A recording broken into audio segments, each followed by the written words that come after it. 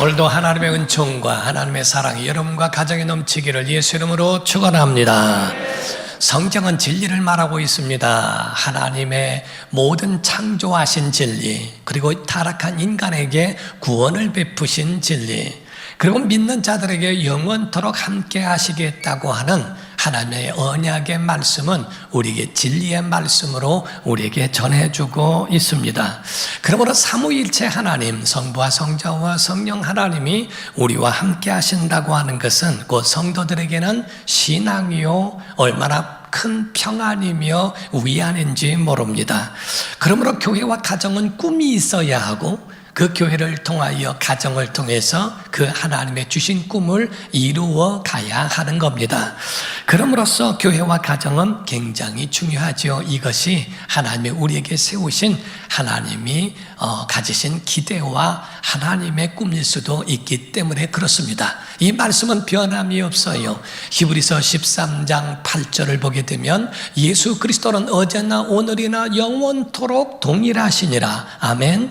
바로 이와 같이 영원하신 그 하나님이 우리와 함께 계시기 때문입니다. 이 진리는 변함도 없고 항상 우리와 영원토록 함께 하신다라고 되어 있어요. 베드로전서 1장 23절을 보면 너희가 거듭난 것은 썩어질 씨로 된 것이 아니요 썩지 아니할 씨로 된 것이니 살아있고 항상 있는 하나님의 말씀으로 되었느니라 라고 되어 있어요. 이 모든 만물을 말씀으로 창조하신 것처럼 모든 만물도 하나님의 말씀으로 마감하신다는 말씀도 성경에 기록되어 있습니다. 그러나 이 영원하신 하나님, 변치 않는 하나님의 말씀임에도 불구하고 세상은 하나님을 대적하며 이 영원하신 하나님을 인정하지 않는다는 데에 문제가 있습니다. 선이 있는 것처럼 악이 있고 하나님이 계신 것처럼 하나님을 대적하는 그런 사탄과 그의 세상이 지금 공존하고 있다는 사실이지요. 그러므로 우리가 세상에 살면서 선만 있는 게 아니라 악의 공격을 받으며 그거를 능히 이기면서 살아야 하는 것이 우리의 신앙이라는 거지요. 기독교회 안에는 절대라고 하는 절대신앙이 있습니다. 구원은 예수 그리스도 안에서만 있습니다. 그러므로 요한복음 14장 6절에 보면 예수께서 시작 예수께서 이르시되 내가 곧 길이요 진리요 생명이니 나로 말미암지 않고는 아버지께로 올 자가 없느니라. 사도행전 4장 12절입니다. 시작 다른 이로서는 사람 중에 구원을 받을 만한 다른 이름을 우리에게 주신 일이 없음이라 하였더라. 아멘. 이와 같이 길이요 진리요 생명 되시며 천하 사람에게 예수 외에 다른 이름을 주신 일이 없다고 하는 절대 신앙을 우리에게 말씀하고 있지만은 그러나 세상은 다원주의 사회가 되다 보니까 차별이 없고 모든 것을 수용해야 한다고 하는 차별이 없는 미명 아래 기독교에도 종교다원주의라고 하는 것으로 인하여 모든 종교는 다 같다고 주장하고 있다는 거지요. 그래서 유교나 불교나 기독교나 모든 종교를 인정하라. 어떻게 기독교만 편협적이고 이기적이고 독선적이고 그렇게 소심하게 할 수 있느냐라고 하는 하나님에 대한 대적과 도전, 하나님을 인정하지 않는 것이 지금 현실이라고 보는 겁니다. 포스트 모던이라고 해서 절대를 인정하지 않는 세상, 하나님을 인정하지 않는 그러한 세상에 세상 지식으로 하나님을 향한 진리가 밟히며 살아가고 있는 것, 그래서 영혼 구원이 어려운 것이 지금 이 세상의 현실이라고 하는 겁니다. 어느 목사님이 많은 종교단체의 단체장 모임에 간 적이 있대요. 그랬더니 거기에 인도하는 분이 좀 짓궂었던 모양이죠. 거기서 말을 하기를 우리 스님께서 무슨 스님께서 기도를 해 주시겠습니다 하더래요. 그랬더니 이 말 저 말 좋은 말들을 다 하고 난 다음에 마지막에는 대자대비하신 부처님과 성모 마리아님과 예수님의 이름으로 기도하옵나이다 했대요. 그래서 모두가 통이 큰 스님이라고 박수를 했대요. 점심시간이 돼서 식사를 하게 되는데 어느 교회 목사님이 기도하시겠습니다 하는데 굉장히 갈등이 오더라는 겁니다. 그렇다고 해서 대자대비하신 할 수도 없고 이걸 어떻게 하는가, 잠깐의 갈등이 왔지만은 마지막에 예수님의 이름으로 기도하옵나이다 하고 끝냈대요. 그랬더니 속도 좁고 통도 크지 않다고 하는 논청과 이런 분위기로 가는 것을 보고 마음이 굉장히 좋지 않았다라고 이야기를 합니다. 사랑하는 성도 여러분, 어떻게 보면 기독교회가 독선 이기적인 그런 것으로 보여질지 몰라도 변치 아니하고 양보할 수 없는 그것이 있다는 거거든요. 그래서 그렇게 보일지라도 성경 안에는 주님 뭐라 하십니까? 좁은 문으로 들어가라 라는 말씀을 합니다. 좁은 문에는 그 가운데 사람들이 많이 찾지 않기 때문에 외로울 수도 있다고 하는 것을 말씀하고 있습니다. 이단이나 다른 타 종교에서는 그런 어떤 포교 전략을 통해서 다른 어떤 많은 것들을 다 총력적으로 그렇게 자기들의 단체에 끌어가려고 한다는 거지요. 잘생긴 오빠, 예쁜 언니, 이런 그룹들을 통해서 댄스 파티를 하고 어학연수를 보내고 봉사팀과 동아리 활동을 통하여 그 가운데 자기에게로 끌어들이는 그러한 일들이 굉장히 학교나 사회에서도 많이 일어나고 있다는 겁니다. 물론 기독교회 안에는 생명력이 있습니다. 능력도 있고 세상을 이길 수 있는 강력한 하나님의 후광이 있는 줄로 믿습니다. 그러므로 그 가운데 일어날 수 있지만, 그러나 이런 전 세계가 세상이 같이 교회를 박해하는 그런 가운데서는 영적 전쟁이 아니다라고 말할 수 없는 세상이라고 하는 겁니다. 우리가 이 전략 가운데 우리가 주시해 봐야 되고 우리가 눈을 떠야 되는 것이 있어요. 어느 한 예화를 통해서 말씀을 드리면 어느 밀림의 왕 사자가 있었다고 그래요. 그 사자가 있는 그 가운데에 사자가 있는데 이리떼들이 모여서 자기들끼리 회의를 했답니다. 야, 우리가 어떻게 사자를 이길 수 있겠냐? 사자가 힘이 세고 강력한데 이길 수 없지 않느냐? 그러면 우리가 이길 수 있는 방법이 뭐냐라고 했더니 여러 의견을 말하는데 딱 의견 하나에 집중한 것이 있어요. 사자의 새끼를 납치에다가 사자가 새끼만 나면 다 납치에다가 우리 편으로 삼으면 돼.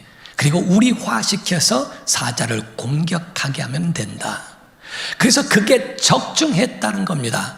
그래서 사자의 새끼들을 데려다가 자기의 모든 것을 다 주입시켜서 그쪽으로 내보내버리는 거죠. 혹이 말하기를 빈 머리는 선점하는 자가 주인이다 하는 말처럼 그 속에 아직 정립이 되지 않고 적인지 우군인지 아군인지 적군인지를 모르고 분별할 수 없는 사람들을, 그런 사람들을 데려다가 다음 세대에 자기화시켜버리고 선점해버리면 하나님을 대적하는 자가 되어지기도 하고, 그리고 사회에도 유익을 줄 수 없는 그러한 자로 만들어가는데, 과연 마귀는 거기에 적중했고, 그리고 마귀는 거기에 대하여 성공적으로 하고 있다는 이야기가 있습니다. 교회는 이와 같이 다음 세대를 마귀에게 빼앗기고 세상에 빼앗기고 있다는 사실이에요. 그래서 교회가 구여지책으로 연구한 것에 대하여 교회를 성장하고 교회를 유지할 수 있는 방법 3가지를 이야기했습니다. 첫 번째가 본교회에서 예배하게 해라.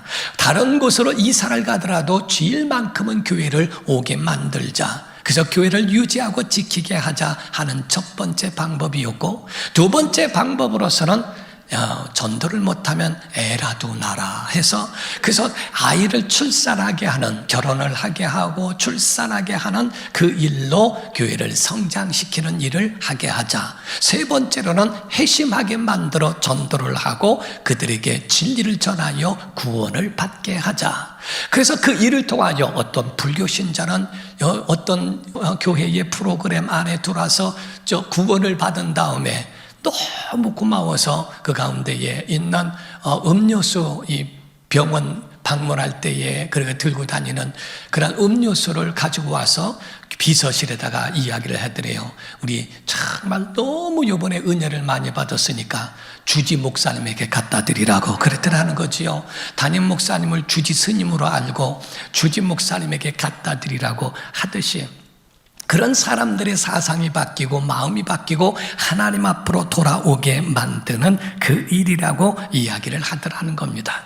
교회는 다음 세대를 주시해 봐야 할 필요가 있다는 겁니다. D.L. 무디 같은 사람도 청년 때에 주님을 만납니다. 그런 사람이 엄청난 전 세계에서 강력한 전도자로 만들어지기도 하지요.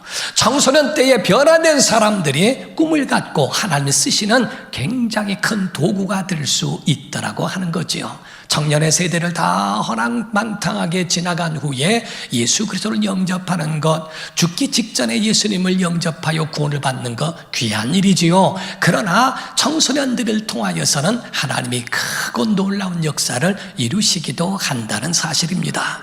우리가 영국의 웨일즈라고 하는 지역에서 살았던 토마스라고 하는 한 젊은이가 있었답니다.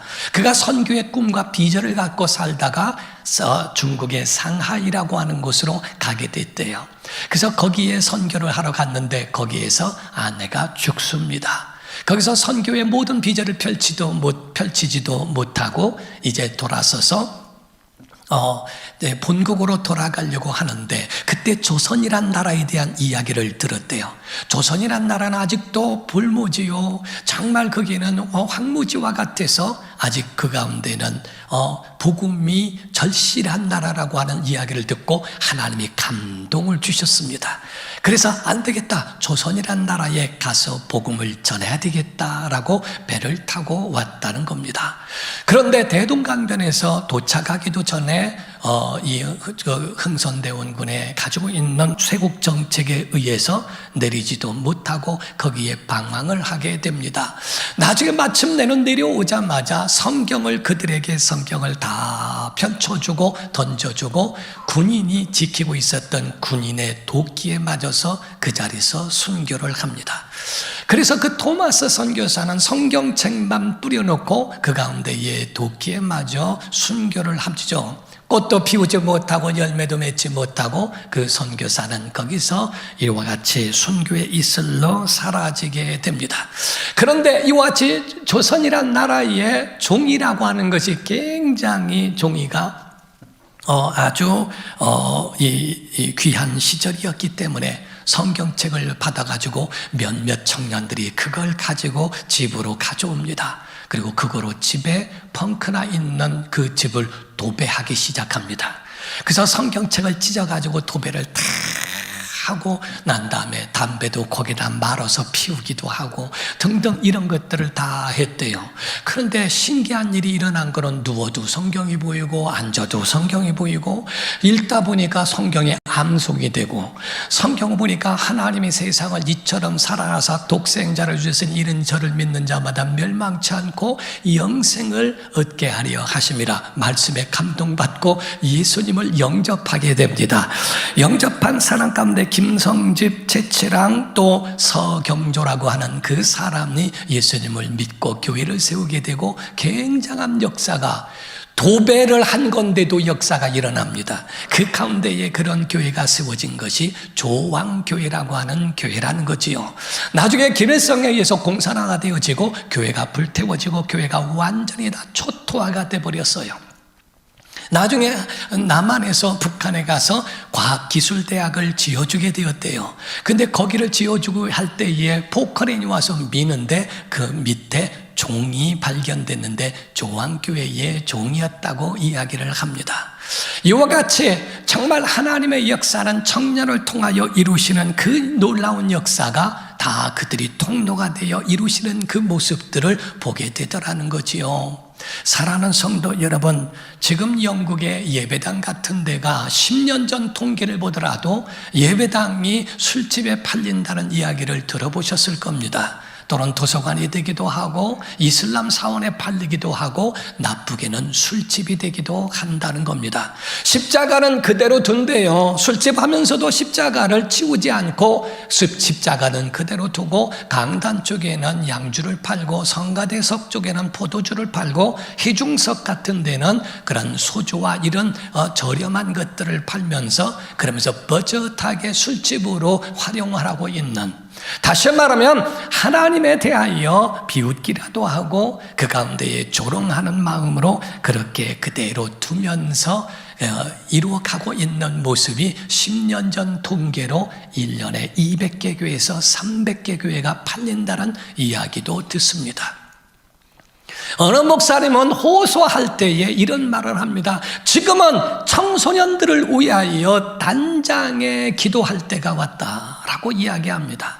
단장이란 말은 짧은 지팡이란 의미가 아닙니다. 우리가 한참 유명했고 한참 유행을 탔던 노래 같은 세상 노래 가운데 단장의 미아리 교회 고개라고 하는 이야기를 하게 되지요. 바로 이와 같처럼 단장의 미아리 고개 같은 그런 이야기를 하는 이 얘기의 유래는 촉이라고 하는 나라와 그 진나라가 같이 그 가운데서 촉을 정벌하기 위하여 양치강을 올라가고 있었대요. 올라가다가 원숭이가 있는 것을 보고 원숭이 새끼를 병사 중에 하나가 거기서 채트려 낚아채고 그거를 가지고 이리저리 놀았다는 겁니다. 그때 자기 새끼를 거기에 빼앗긴 그 어미 원숭이가 소리를 질러가면서 꽥꽥거려가면서 그 자기의 새끼 원숭이를 돌려달라고 얼마나 애절하게 부르는지 그 배가 가는 백리를 따라왔다는 겁니다. 백리를 따라오면서 소리를 지르고 그렇게 비명을 지르면서 자기 새끼를 돌려달라고 했다는 이야기가 있습니다. 마지막에는 그 어미 원숭이가 배에 뛰어들으면서 피를 토하고 죽었는데 배를 갈라보니까 창자가 다 잘라져 있더라는 거지요. 그게 단장이라는 겁니다. 창자가 다 완전히 잘라져 버릴 정도로 그렇게 애절하게 소리치고 그 가운데 목소리를 내면서 내 새끼를 돌려달라고 했던 것처럼 오늘날 그 목사님은 이야기를 합니다.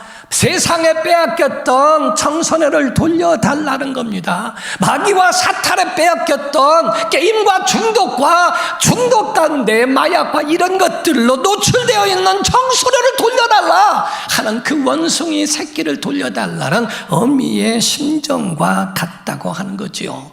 여러분, 제가 기도하면 여러분이 아멘 좀 했으면 좋겠어요. 주여 청소년을 돌려주시옵소서. 진실로 저들이 게임과 중독과 어떤 사탄의 계략에서 누임을 받고 돌아오게 도와주시옵소서. 정말 이것에 대한 단장의 기도가 하나님 앞에 간구해야 하는 이것이 바로 오늘날 교회가 해야 되는 기도의 내용이라고 하는 겁니다. 사탄의 그 손에서, 세상의 손에서, 세상은 바로 모든 청소년들을 이끌어가기에 부족함이 없는 그러한 아주 만족스러운 문화들이, 타락하는 문화들이 굉장히 많이 있다는 거지요. 쾌락과 그런 속임과 이런 것들로 그들의 영혼과 모든 삶을 망쳐버리는 것이 이 세상에 있는 모든 것들이라고 봐도 과언이 아니라는 겁니다. 교회가 가지고 있는 그들을 향하여 어떤 전략을 써야 될까? 첫 번째로는 교회와 대한민국이 해야 될 것은 그들로 결혼을 하게 하고 출산을 하게 하자 하는 이야기가 있습니다. 결혼을 하고 난 다음에 아이를 낳게 하는데 오늘날 결혼도 안 하고 아이를 낳지를 않아요. 아이를 둘을 낳으면 본전입니다. 둘이 만나 한 아이를 낳는다면 손해보는 겁니다. 셋 이상은 낳아줘야 하나라도 유익함이 있지 않겠나. 어떤 학자는 말하기를 전 지구상에서 그 민족 자체가 50년 뒤면은 민족 자체가 없어질 나라가 대한민국이 최초일 것이라고 이야기한 학자도 있습니다. OECD 가운데에 가장 그 국가 중에서 가장 출산율이 적은 나라가 대한민국이라고 말할 만큼 심각한 문제가 있다는 거지요. 그러므로 출산을 하고 아이를 낳고 길러야 되는 것 누구의 명령인가? 하나님의 명령이라는 겁니다.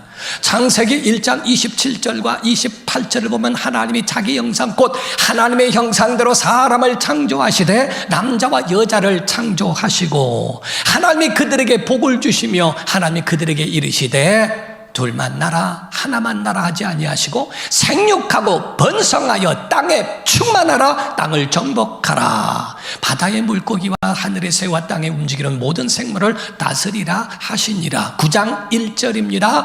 하나님이 모든 노아의 홍수가 지난 다음에 노아의 가족에게 말씀합니다. 하나님이 노아와 그 아들들에게 복을 주시며 그들에게 이르시되 생육하고 번성하여 땅에 충만하라.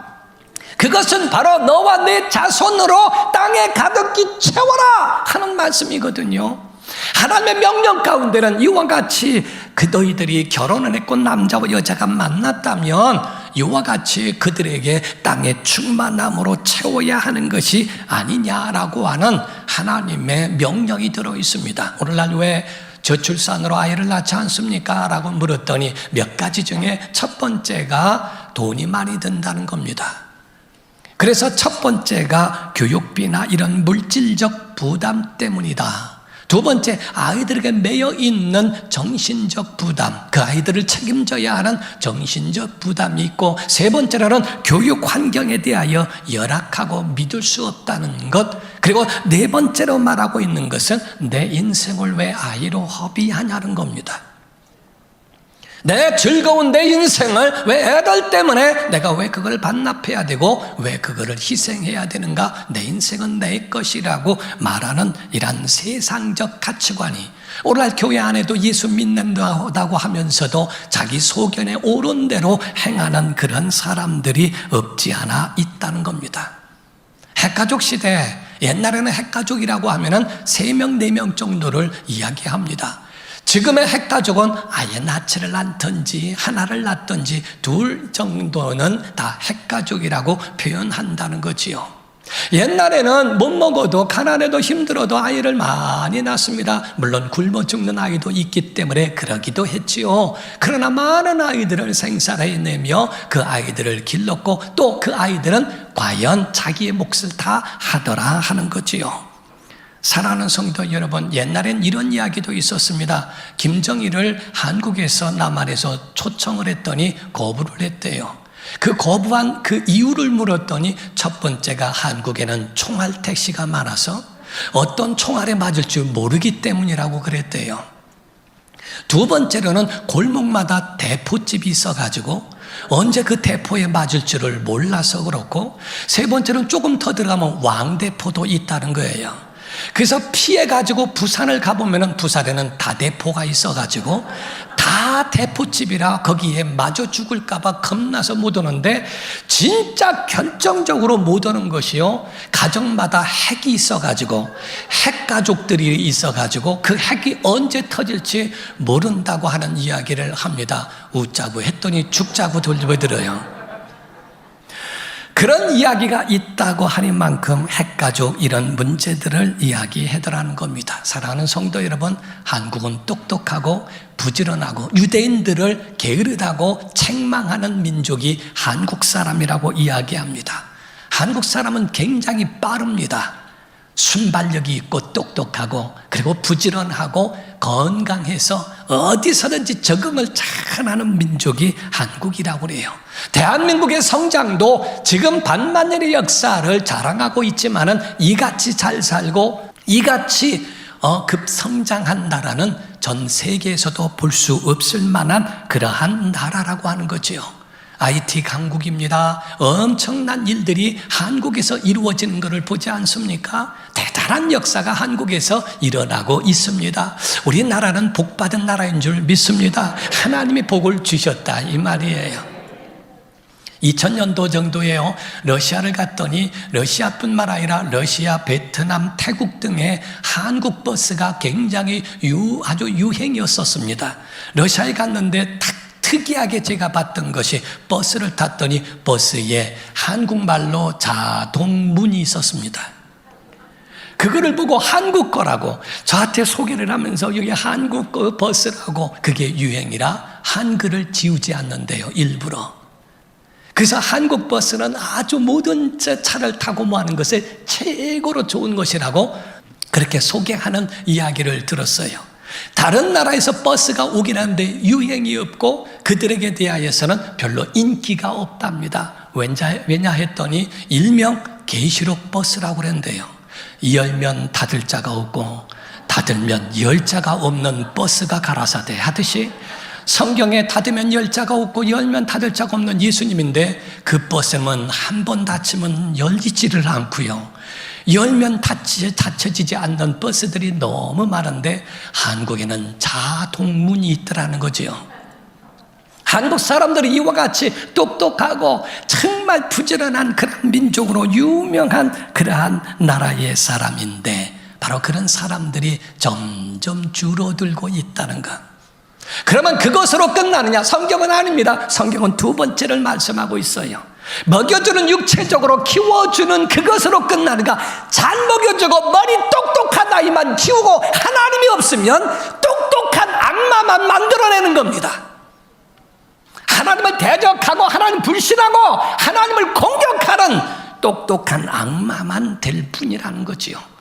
그래서 주님의 두 번째 명령은 우리에게 모든 민족으로 제자를 삼아라 라고 하는 하나님의 자녀로 양육시켜라. 마태복음 28장 19절 20절에 말씀하기를 그러므로 너희는 가서 모든 민족을 제자로 삼아 아버지와 아들과 성령의 이름으로 침례를 베풀고 내가 너에게 분부한 모든 것을 가르쳐 지키게 하라. 그런 자들에게 볼지어다 내가 세상 끝날까지 너희와 항상 함께 있으리라 하시니라 라고 말씀하죠. 첫 번째 지상 명령은 생육하고 번성하고 땅에 충만케 하라. 두 번째는 하나님의 자녀를 만들어라. 하나님의 자녀로 낳고 내가 낳지 않았어도 내가 낳지 않고 내가 키우지 않아도 그들을 하나님의 자녀가 되게 만들어라 하는 것이 바로 주님의 지상 명령이라는 겁니다.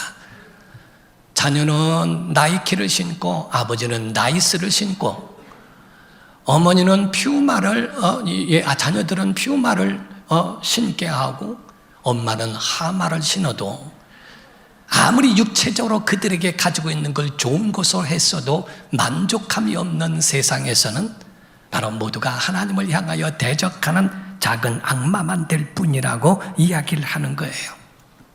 오늘 여러분이 말씀을 잘 들으셨으면 좋겠어요. 하나님의 약속을 믿고 있는 아브라함을 향하여 하나님이 첫 번째로 계명을 하십니다. 창세기에 말씀하기는 창세기 17장 4절에서 5절입니다. 보라, 내 언약이 너와 함께 있으니 너는 여러 민족의 아버지가 될지라. 이제 후로는 내 이름을 아브람 큰 아비라 하지 아니하고 아블라함 열방의 아버지라 하리니 이는 내가 너를 여러 민족의 아버지가 되게 함이니라 라고 말씀했어요.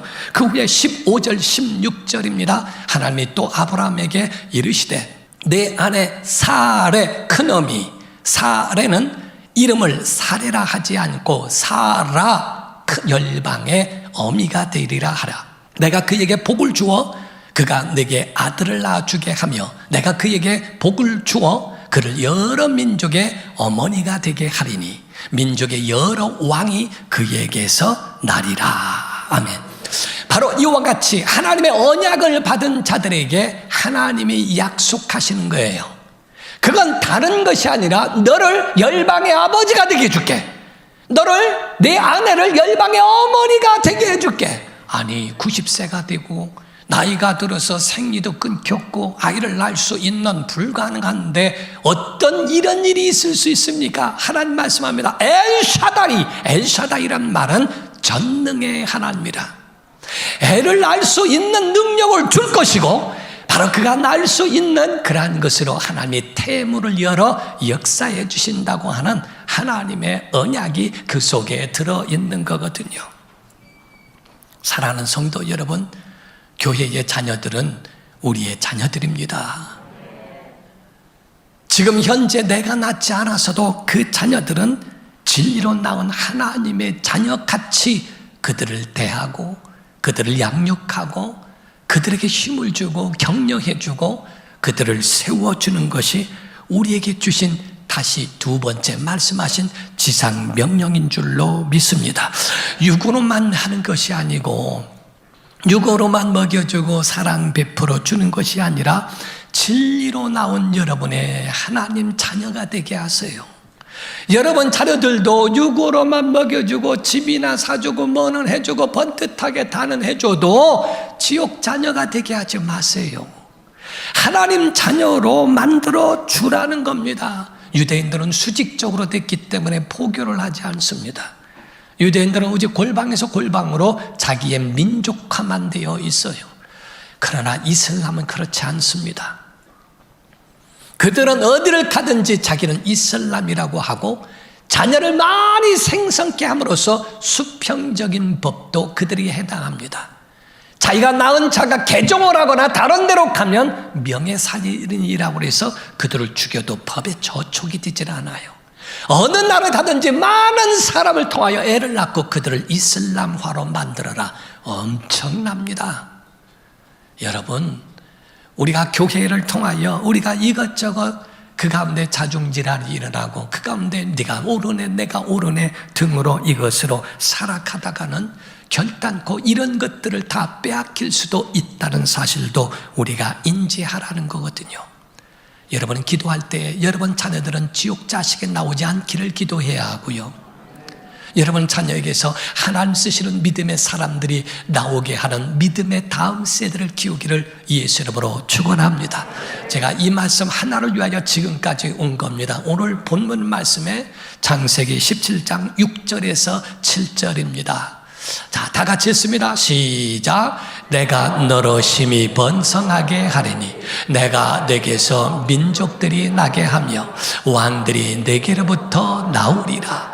내가 내 언약을 나와 너 및 내 대대 후손 사이에 세워서 영원한 언약을 삼고 너와 내 후손의 하나님이 되리라. 자, 6절 7절을 제가 다시 볼게요. 6절과 7절을 제가 다시 한번 읽겠습니다. 내가 너로 심히 번성하게 하리니 내가 내게서 누가 나와요?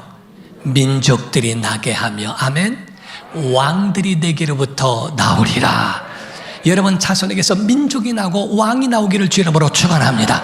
내가 내 언약을 너와 내 및 내 대대 후손 사이에 세워서 영원한 언약을 삼고 너와 내 후손의 뭐가 되리라? 누가 되리라? 하나님이 되리라 라고 했어요. 여러분 가정에 하나님이 되어주신다는 겁니다. 여러분 가정에 왕이 나게 하신다는 겁니다. 여러분 가정에 하나님 쓰시는 자가 나오게 하신다는 거예요. 여러분 자손에게서 이런 사람이 나오기를 주 이름으로 축원합니다. 정말 여러분 자손에서 요셉 같은 사람, 다니엘 같은 사람, 다윗 같은 사람, 하나님이 쓰시는 이 시대에 믿음의 선진들이 나오는 복된 가정으로 이루시기를 예수 이름으로 축원합니다. 기도하겠습니다. 이 시간에 다 같이 동서로 기도할 때 하나님 아주 몇 가지를 여기서 첫 번째